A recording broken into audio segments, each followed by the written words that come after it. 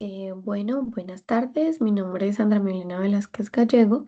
Pertenezco al grupo 40-30-30-262 y en este momento vengo a hacerles una breve exposición sobre la psicología forense.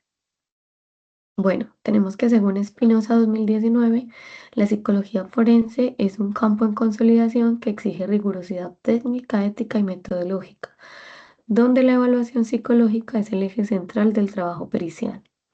El psicólogo forense debe actuar con estándares científicos claros, protocolos definidos y competencias especializadas para garantizar que su aporte sea válido y útil en los procesos judiciales.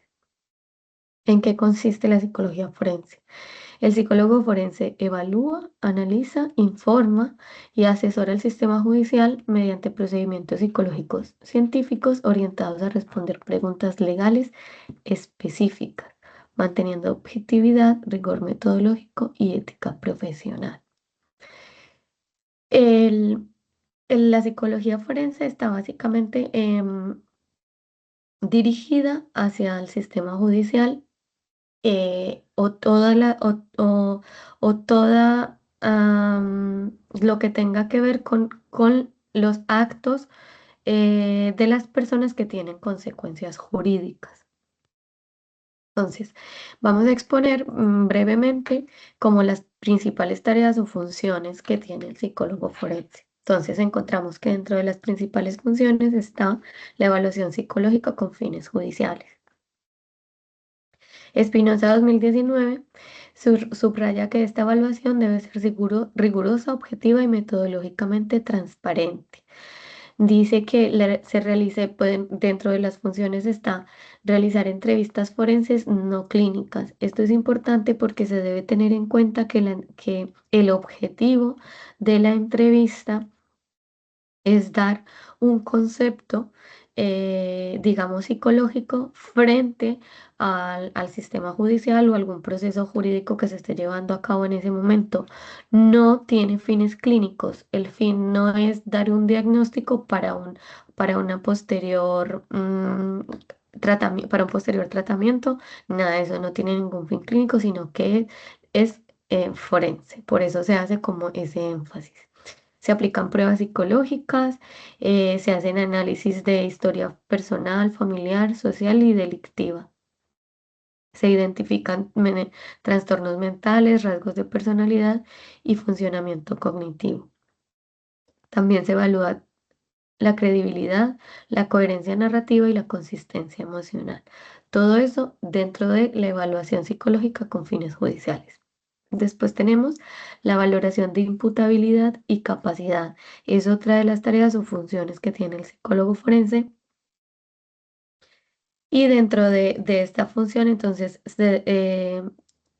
lo que tiene que hacer es determinar si las personas comprendían la ilicitud del hecho. Es decir, si una persona, por ejemplo, estaba en la capacidad de comprender eh, que eso que estaba haciendo era como una actitud delictiva o era ilícito, digamos. Evalúa si podía autodeterminarse según la comprensión, es decir, que si se van haciendo consciente de que estaba cometiendo un hecho ilícito o si hubiese sido consciente de ello, entonces hubiera podido como autodeterminarse o tomar, digamos, una decisión diferente. Evalúa, identifica estados mentales alterados como psicosis, intoxicación, discapacidad intelectual, entre otros. Luego tenemos evaluación del daño, evaluación del daño psicológico, que consiste en identificar secuelas emocionales, ansiedad, depresión, establecer nexos causales entre el hecho y el daño, determinar gravedad, duración y pronóstico, y cuantificar daños para efectos indemnizatorios. Esto sí es utilizado en procesos civiles, laborales o de víctimas, en los que se requiere como cuantificar cuáles son los daños y dentro de esas cuantificaciones entran los daños psicológicos que puede haber tenido la víctima o la persona implicada. Luego tenemos también otra función que es el análisis de credibilidad del testimonio. Esto se utiliza principalmente en víctimas de delitos sexuales, menores de edad o testigos vulnerables. Dentro de este proceso como de análisis de credibilidad, se evalúa la memoria, la subjetividad, sugestibilidad, como la sugestión. Bueno, se me dificulta. Y la coherencia. Entonces, se evalúa como estos ítems dentro del testimonio que dan las personas. El psicólogo entra a evaluar esto para determinar si ese testimonio puede tener credibilidad o si la persona puede estar incurriendo como en falso testimonio. Se identifican entonces indicadores de veracidad o fabricación y se analizan factores que afectan la declaración, miedo, trauma o presiones externas que puedan estar influyendo en el testimonio. Tenemos valoración de riesgo, que en ámbito penal, penitenciario de violencia, riesgo de reincidencia, riesgo de violencia intrafamiliar, riesgo de suicidio o autolesión, riesgo de fuga o incumplimiento de medidas. Se utilizan escalas actuales y juicios clínicos estructurados. Tenemos elaboración de informe pericial, que es otra de las funciones muy importantes del psicólogo forense, que debe tener pues como unos lineamientos muy claros, debe ser claro, técnico, objetivo, debe estar fundamentado en evidencias, no debe contener juicios morales y debe responder únicamente a las preguntas del sistema judicial. Espinosa 2019 enfatiza la importancia de la trazabilidad metodológica. Debe ser muy riguroso el informe pericial. Esta es como una del fin último del trabajo del psicólogo forense, es realizar estos informes y debe tener total rigurosidad. Se debe comprender la importancia del trabajo del psicólogo forense porque esto tiene que ver con consecuencias en la vida de las personas. Estamos hablando de que son personas a lo mejor que se enfrentan a cargos penales, cárceles, personas que son víctimas. Entonces debe ser una rigurosidad pues con la importancia que esto requiere. Otra de las funciones es es la actuación como perito en juicio. Defender informes, explicar métodos y conclusiones, responder preguntas de jueces, fiscales y defensores, mantener una postura imparcial y técnica. Entonces, al actuar como perito esta función, eh, puede ser trabajar en en las diferentes partes del proceso, o sea, dentro del proceso, por ejemplo, del que acusa o de la defensa, o como perito calificado, digamos, dentro de un juzgado. Entonces, depende del espacio el que esté ocupando dentro del proceso judicial, entonces será, será, digamos, el análisis que haga de las partes. Si tiene que defender un informe o si tiene que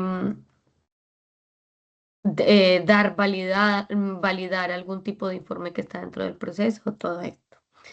Luego también hacen asesoría técnica al sistema judicial, que es que orienta sobre la pertinencia de pruebas, asesora entrevistas a víctimas o menores, apoya decisiones de custodia, patria potestad o medidas de protección y contribuye a políticas de prevención del delito. Eso entonces todo dentro de la rama judicial. Finalmente, intervención en contextos penitenciarios. No se trata como de una terapia clínica tradicional, sino que clasifica, por ejemplo, clasificación de internos, seguimiento conductual, programas de rehabilitación, análisis de riesgo y progresión penitenciaria. O sea, va más enfocado como a políticas públicas sobre los riesgos, sobre la conducta de las personas que están en estos centros penitenciarios.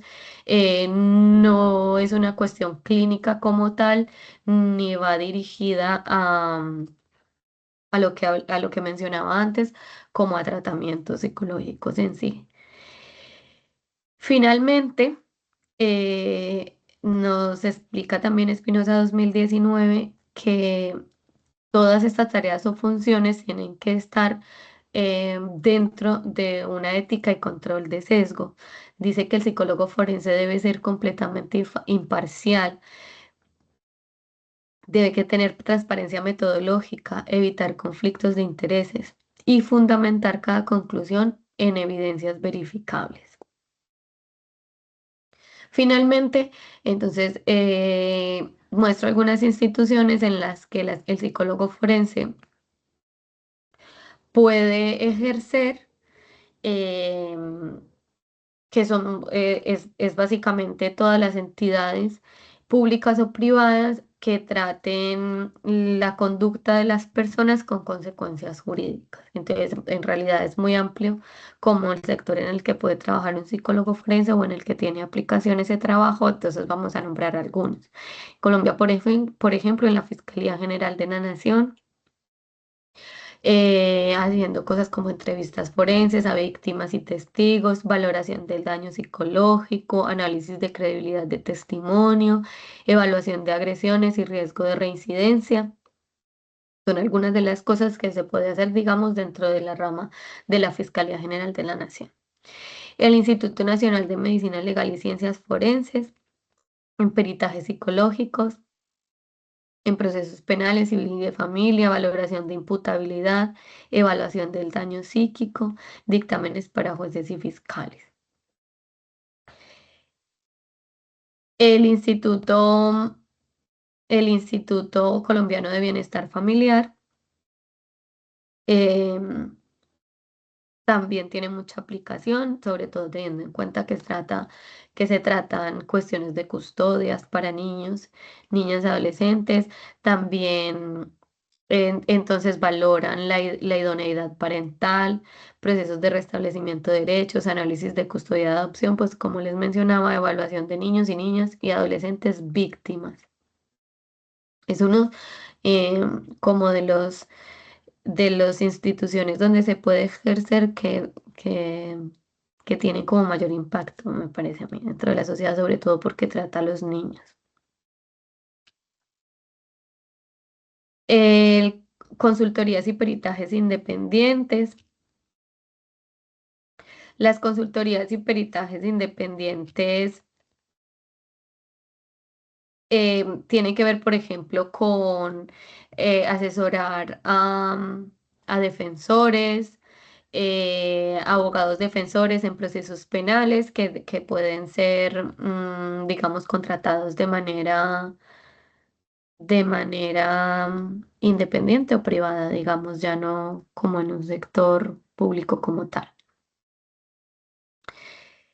En el sector justicia, pues como ya lo habíamos mencionado, es como el núcleo principal del ejercicio forense. Como lo podemos ver, pues eh, sobre todo en la fiscalía, en la rama judicial y ya saliéndose del sector justicia, pues lo que tiene que ver con el Instituto Nacional de Bienestar Familiar. Sin embargo, pues todo confluye finalmente en el sector justicia porque se trabaja en el Instituto Nacional de Bienestar Familiar, pero en procesos que finalmente tienen consecuencias jurídicas. Esto es más o menos pues como una breve explicación de lo que es el psicólogo forense, de sus principales em, entidades donde puede ejercer y de las funciones principales que tiene. Muchísimas gracias por la atención, espero que haya sido em, espero que haya sido clara, digamos, mi exposición y que les sirva para entender un poco sobre la psicología forense.